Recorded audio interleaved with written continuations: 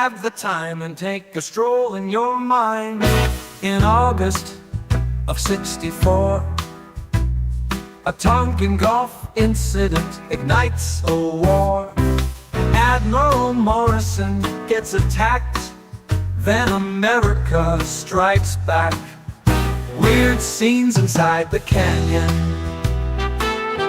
Weird scenes inside the canyon.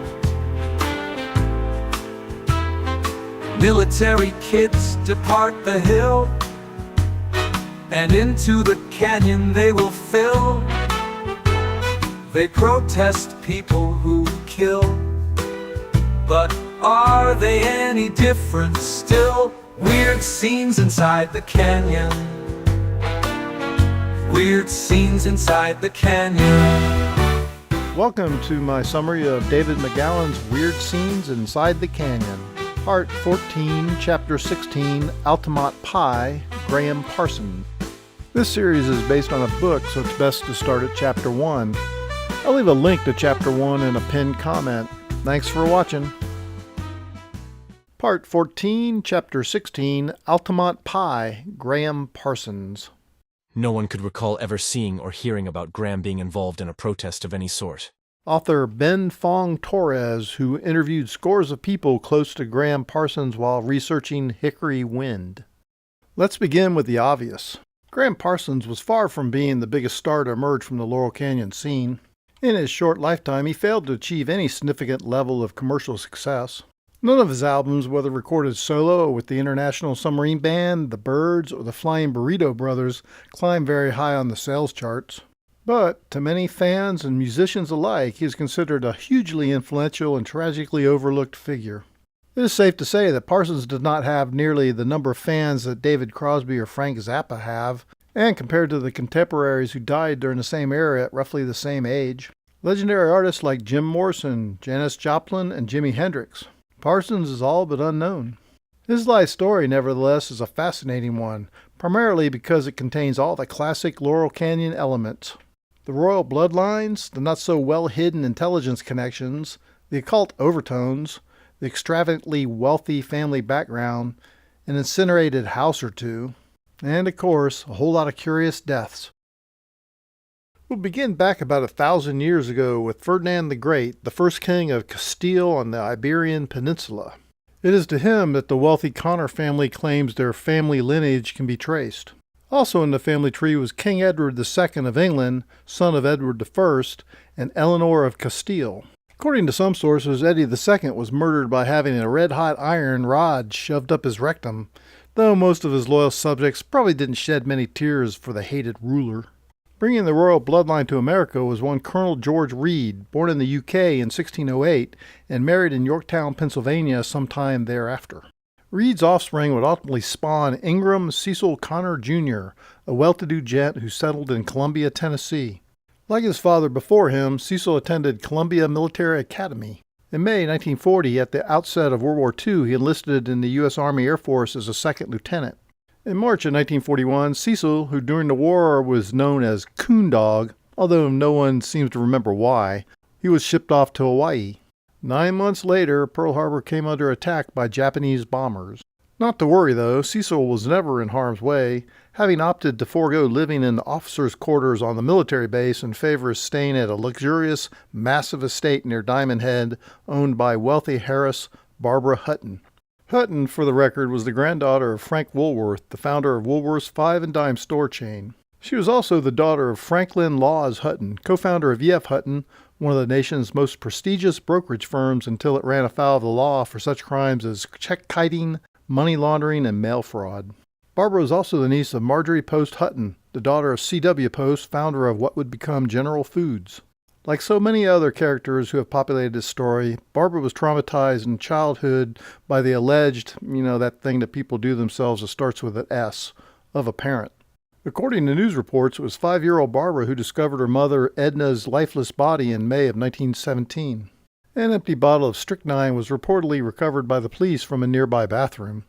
There was no autopsy performed and no official inquest was ever conducted, as would be expected when an extremely wealthy person dies under questionable circumstances. See, for example, the Ned Doheny story. In 1931, Barbara inherited a fortune estimated to be worth equivalent of $1 billion today. She was just 19 at the time. 2 years later, she received further inheritance that raised her net worth to an estimated $2 to $2.5 billion in today's money.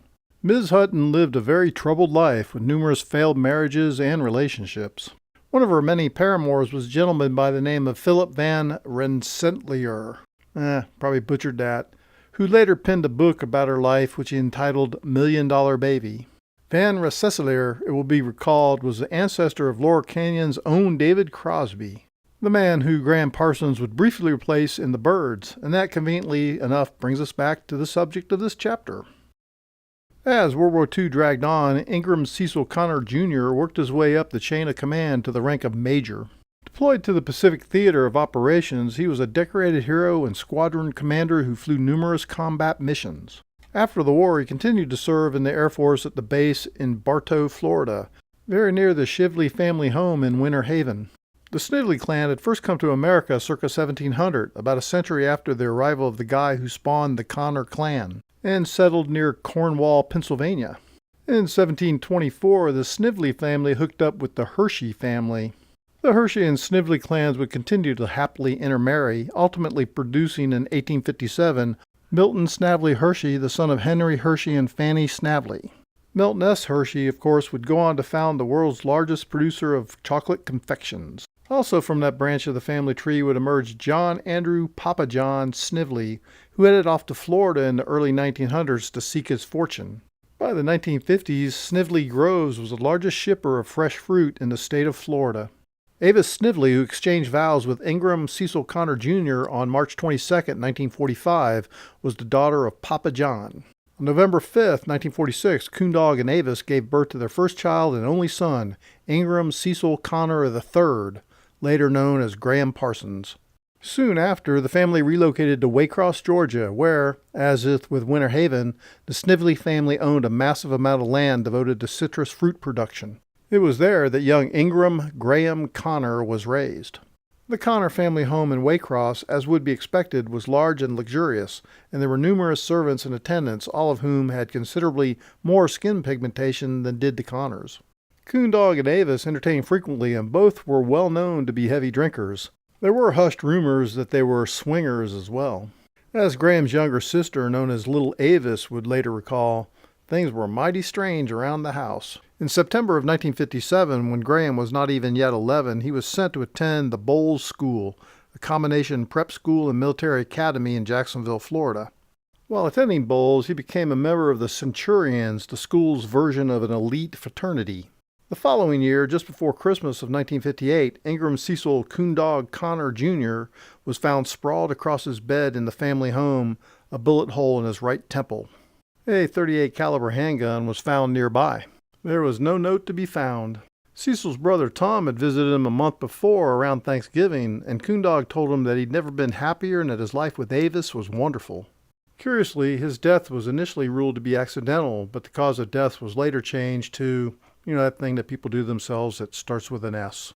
Just 10 months before Cecil's death, Papa John Snively, Avis's dad, also died, so she suddenly found herself with both men in her life gone.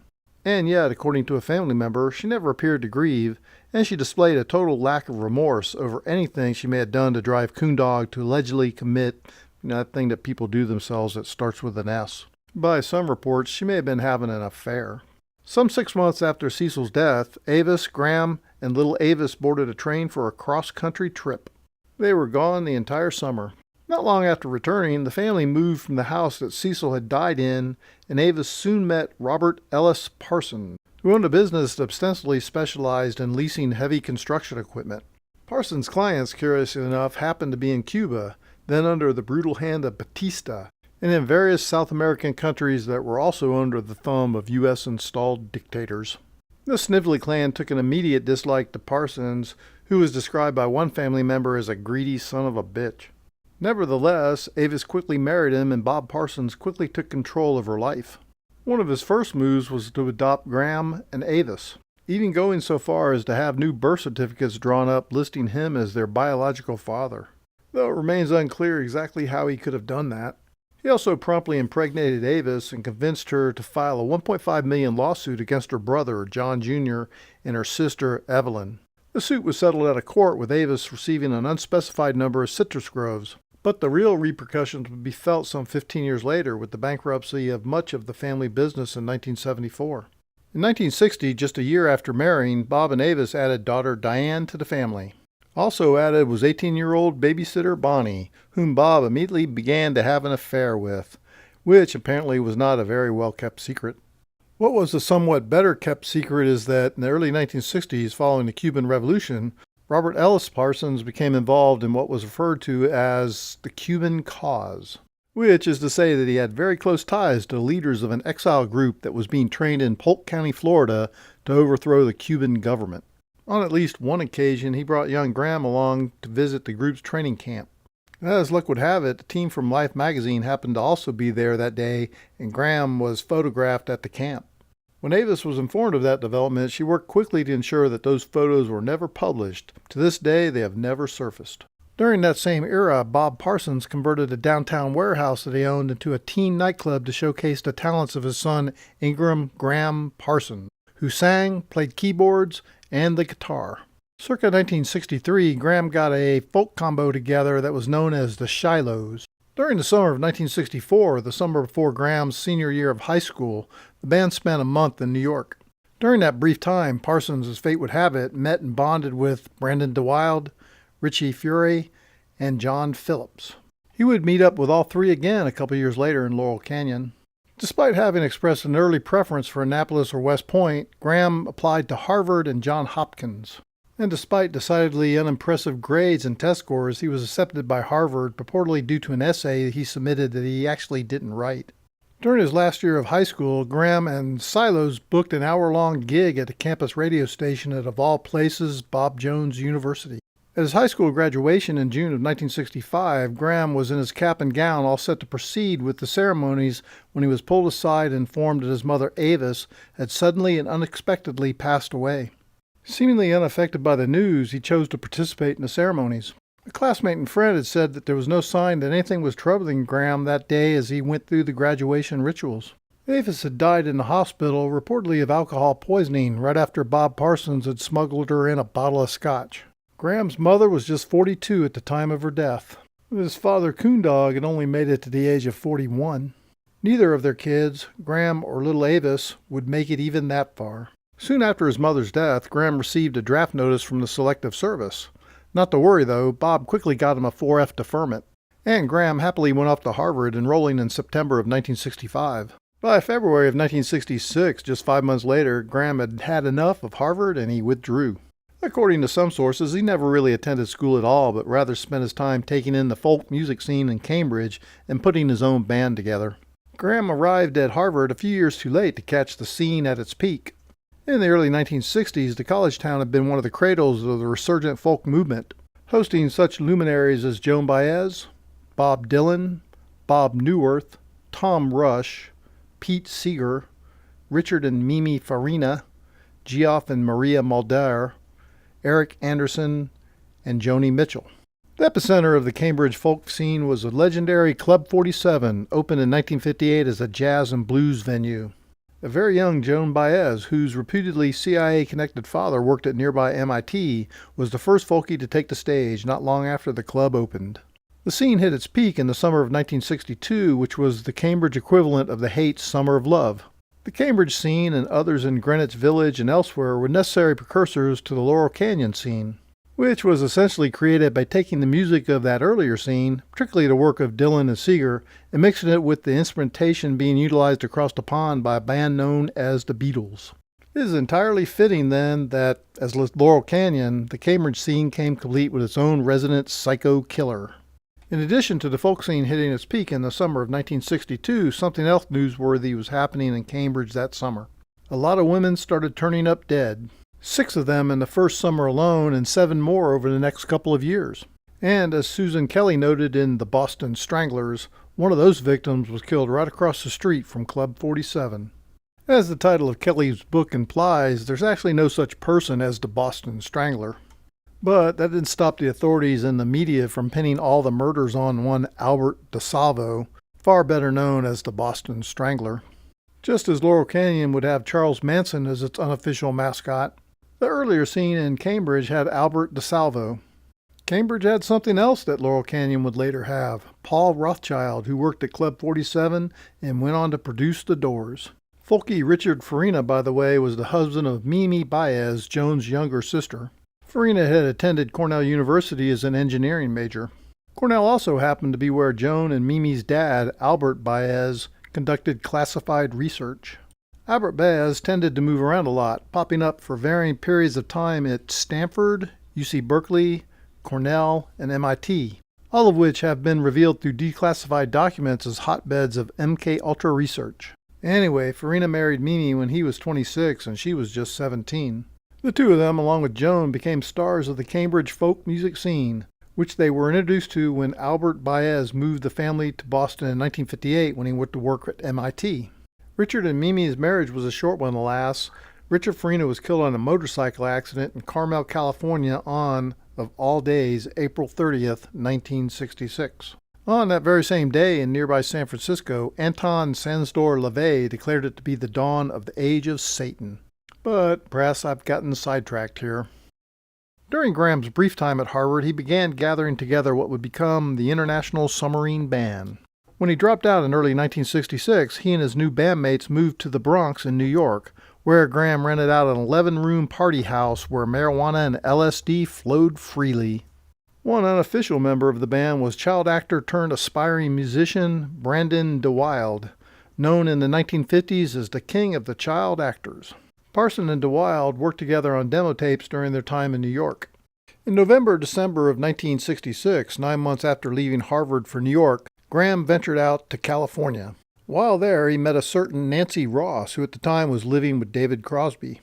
In Ben Fong Torres' Hickory Wind, Ross provides some interesting biographical details. I grew up with David Crosby here in town. I was 13 when we met. David and I were part of the debutante set.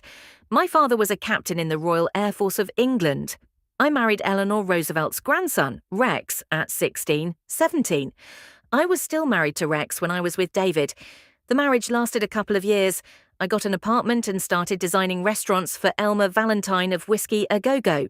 At age 19, Ross went up to Crosby's little bachelor apartment and drew pentagrams on the wall. Soon after, Crosby bought a house on Beverly Glen and Ross moved in with him. That is where Gram Parsons found Nancy Ross and stole her away from David Crosby. Brandon DeWilde, who was a good friend of David's and Peter Fonda's, brought Gram up to our Beverly Glen house one Christmas time. According to Nancy, Graham quickly stole her heart. Shortly after, in early 1967, Parsons permanently relocated to Los Angeles with his band in tow. Graham, who received up to $100,000 a year from his trust fund, a considerable amount of money in the mid-1960s, found a house for the rest of the band on Willow Glen Avenue off Laurel Canyon Boulevard just north of Sunset. He and Nancy found an apartment together nearby. Meanwhile, back home, Bob Parsons had married Bonnie shortly after the death of Avis, and the newlywed couple had then moved with little Avis and Diane to New Orleans. Back in Waycross, the Connor family home had been abandoned after coon dogs alleged, that thing that people do themselves that starts with an S, had been occupied since 1960 by the family of Sheriff Robert E. Lee. And no, I'm not making that up. In late 1968, on the eve of the election that put Richard Nixon in the White House, the stately home exploded from within and caught fire. The cause of the explosion was never determined. Once ensconced in the hills above Los Angeles, Gram Parsons and his band began recording what would prove to be their only album, Safe at Home, which some pop music historians regard as the first country rock album, but others regard it as a straight country album performed by guys who look like they should be playing in a rock band. Whatever the case, by the time the album was released in 1968, Graham had disbanded the International Submarine Band and unofficially joined the Byrds, replacing the recently departed David Crosby, who determined that there wasn't quite enough room in the band for both he and his ego. Parsons' times with the Byrds was rather brief, just 4 or 5 months, after which he was replaced by virtuoso guitarist Clarence White, who had been part of the Cambridge folk scene. Despite his brief tenure, Parsons is credited with having a major influence on the album that the band produced during that period, Sweetheart of the Rodeo. Soon after leaving the Byrds, Parsons ran into Richie Furay, who was casting about for a new band after the breakup of Buffalo Springfield. Gram and Fure considered working together, but quickly realized they wanted to go in different musical directions. So Fure went to work putting Poco together while Parsons assembled the Flying Burrito Brothers. By 1969, Gram's new band had taken shape, with Gram supplying lead vocals and guitar. Chris Hillman also on guitar, Chris Etheridge on bass, and Sneaky Pete Kynow on pedal steel guitar. With various other local musicians sitting in, the band recorded and released The Gilded Palace of Sin. Bird Michael Clark would later join the band, as would soon-to-be Eagle Bernie Leadon. Also in 1969, late in the year, 23-year-old Gram hooked up with 16-year-old Gretchen Burrell. His new love interest was the daughter of high-profile news anchor Larry Burrell, who was very well connected in Hollywood. Before long, Gretchen had moved into Parsons' place at the notorious Chateau Marmont Hotel, with her parents' blessing. Because most wealthy parents, I would think, want their teenage daughter living in a debauched rock star's drug den. Another guest at the hotel at that same time, incidentally, was Rod Stewart, at whose home one of the victims of the so-called Sunset Strip killers would later be last seen. At the tail end of 1969, Parsons and his fellow Burrito Brothers had the dubious distinction of playing as one of the opening acts at the Rolling Stones' infamous free show at Altamont Speedway. Gram had become a very close confidant of the Stones, particularly Keith Richards, and he would later be credited for being the inspiration for the country flavor evident on the Stones' Let It Bleed album. Parsons had first met up with the Stones when they were in Los Angeles in the summer of 1968 to mix the Baker's Banquet album. Also hooking up with the Stones around that same time was Phil Kaufman, who once boasted that he had slept with every one of the convicted murderesses in the Manson family. Kaufman initially lived with Charlie and his girls after being released from prison in March of 1968, and he thereafter remained what Kaufman himself described as a sympathetic cousin to Manson. He also went to work as the Rolling Stones road manager for their 1969 American tour, which is the type of job apparently best filled by ex-convict friends of Charles Manson.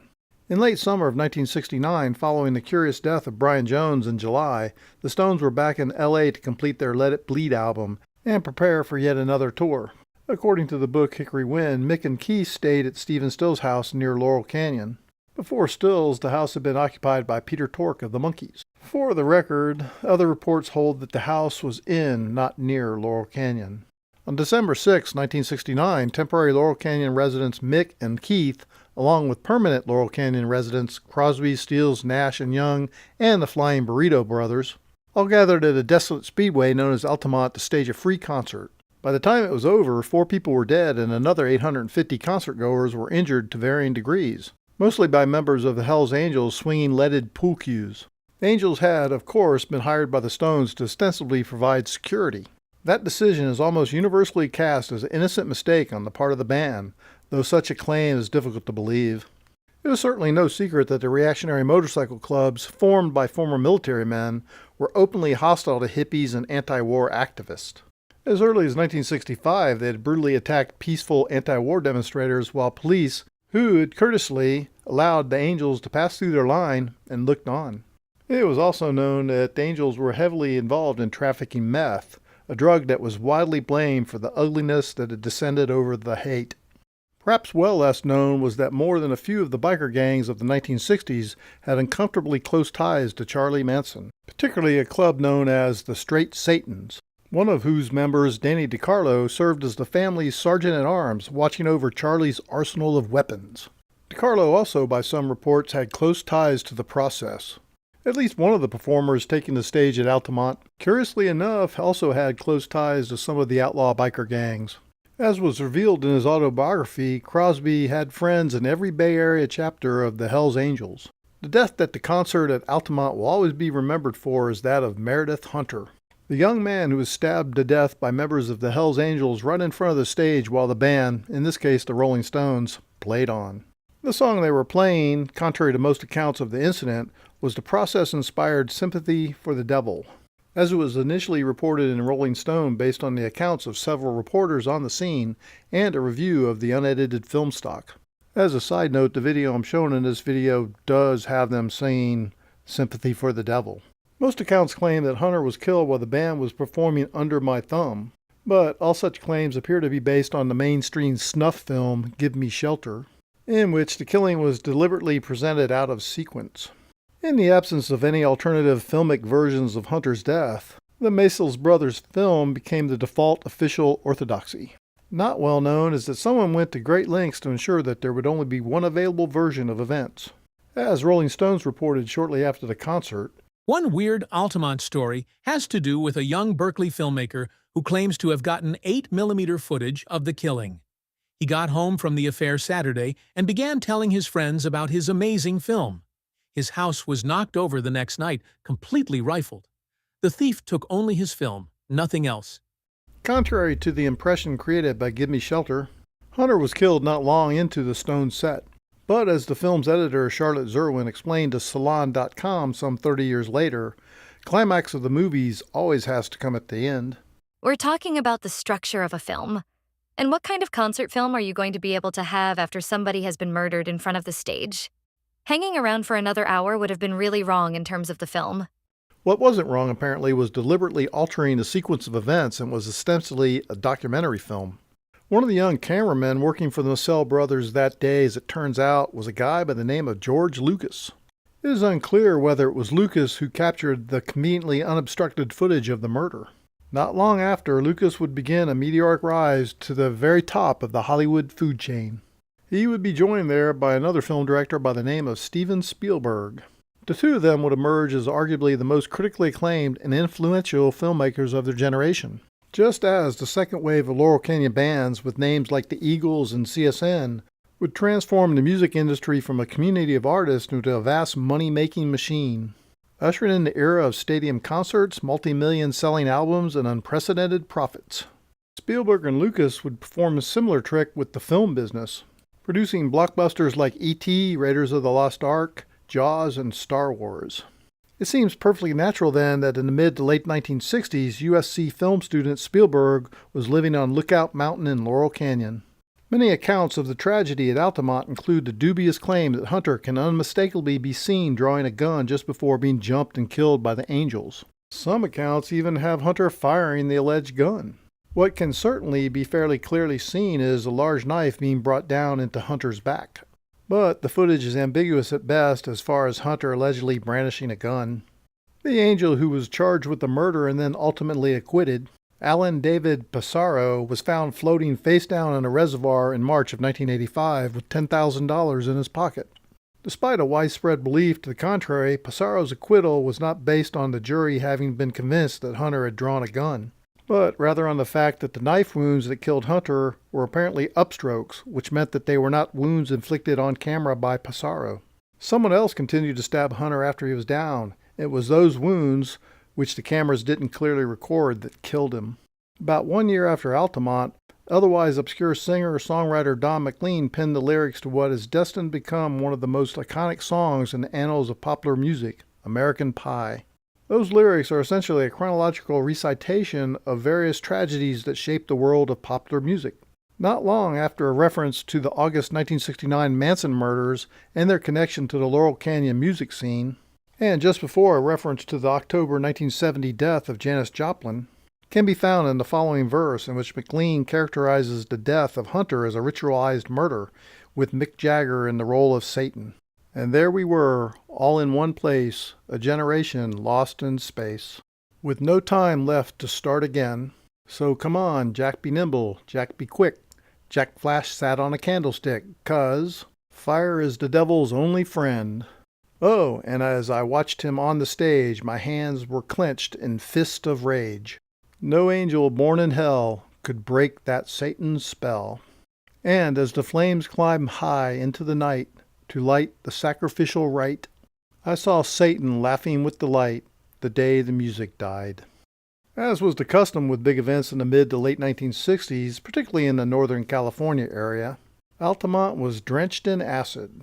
And as was also custom at the time, that acid was provided free of charge by Mr. Augustus Owsley Stanley III, also known as the Bear. At the so-called Human Be-In, staged in January of 1967, for example, Owsley had kindly distributed 10,000 tabs of potent LSD. For the Monterey Pop Festival just 5 months later, he had cooked up and distributed 14,000 tabs. For Altamont, he did likewise. Also present that day and featured in the Maisels brothers film gyrating atop a raised platform near the stage was the king of the freaks himself, Vito Polakis.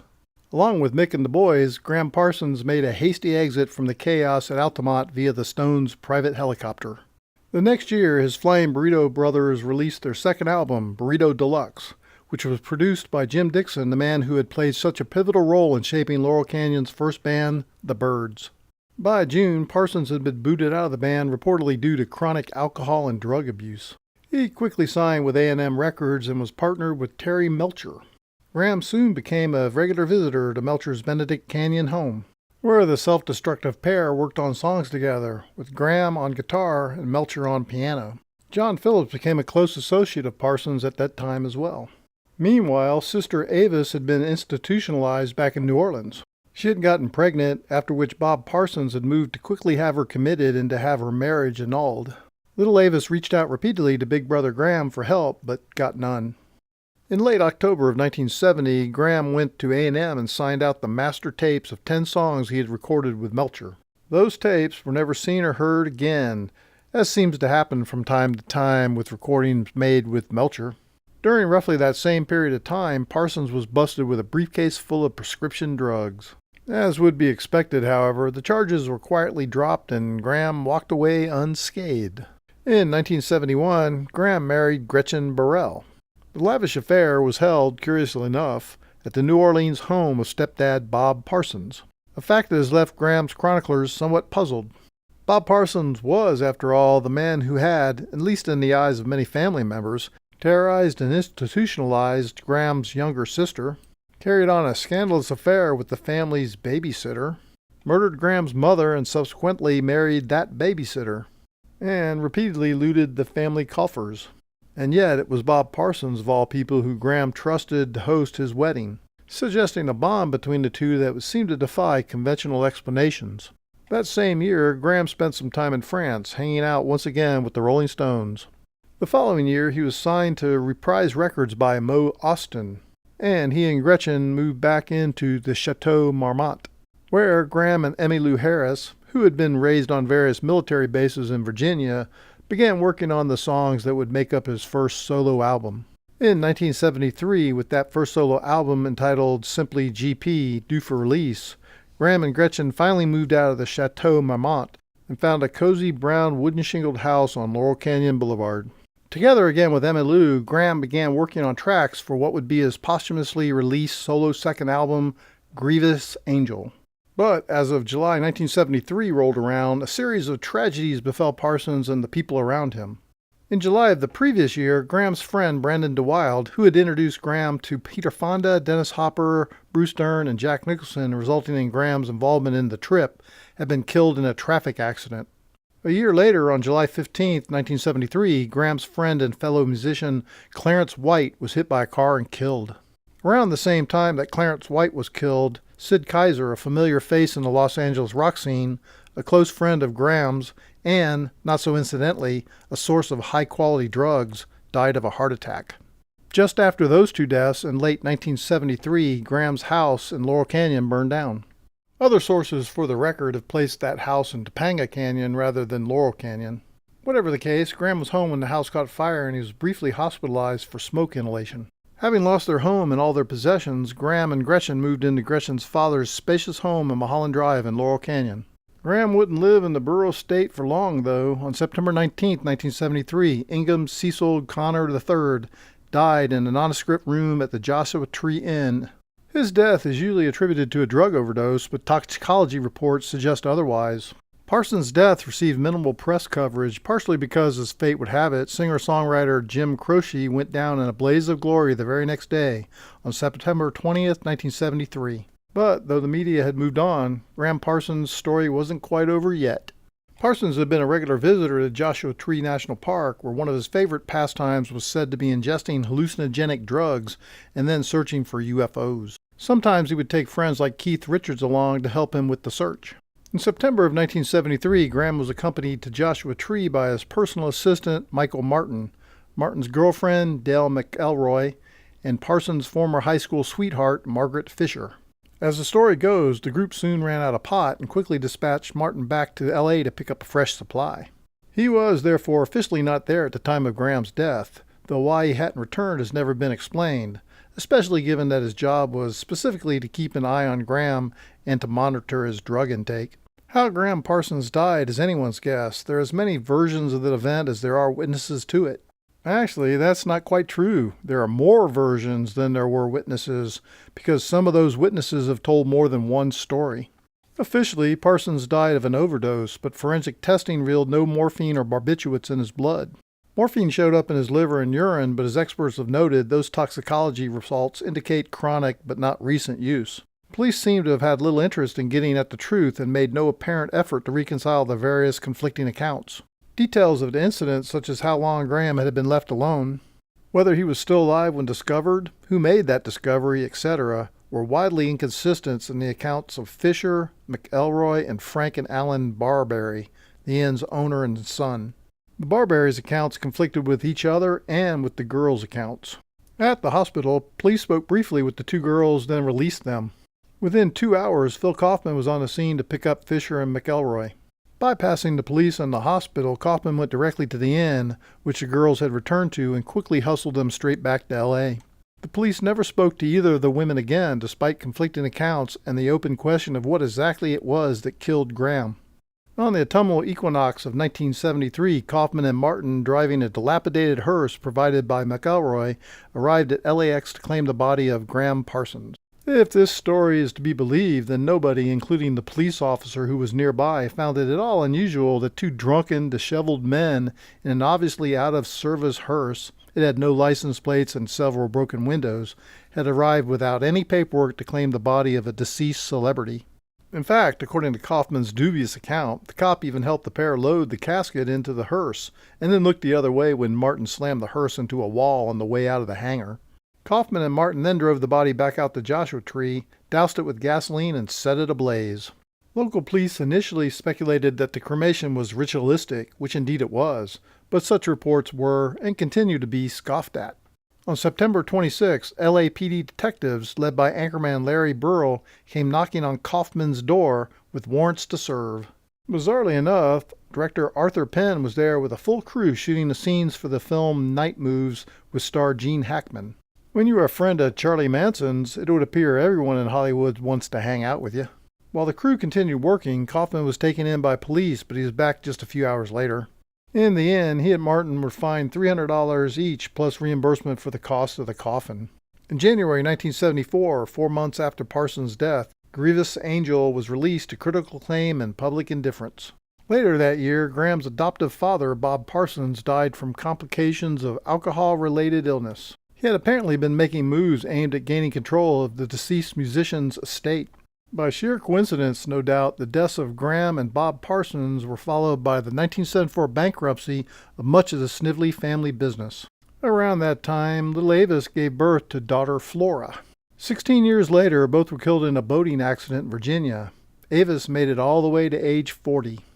And with that, we complete Part 14, Chapter 16, Altamont Pie Gram Parsons.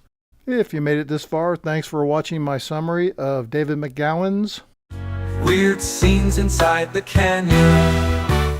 Before this chapter, I'd have to say I knew absolutely nothing about Gram Parsons except hearing his name.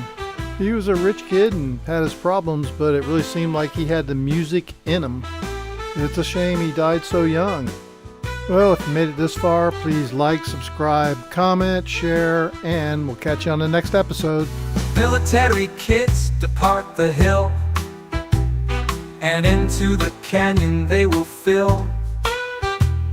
They protest people who kill, but are they any different still? Weird scenes inside the canyon. Weird scenes inside the canyon.